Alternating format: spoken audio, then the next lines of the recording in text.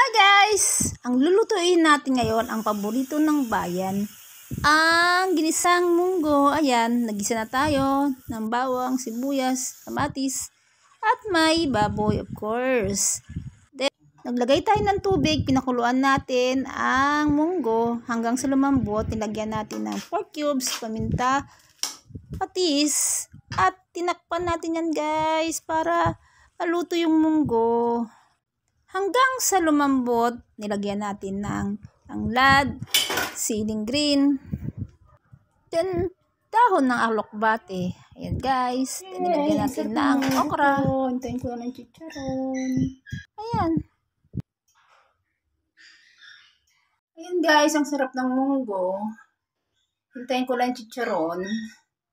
Yun lang kakainin ko. No rice for today.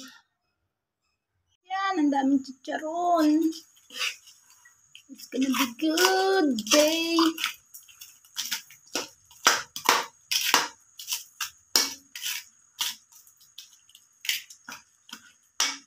Ayoko kasi ng masabaw.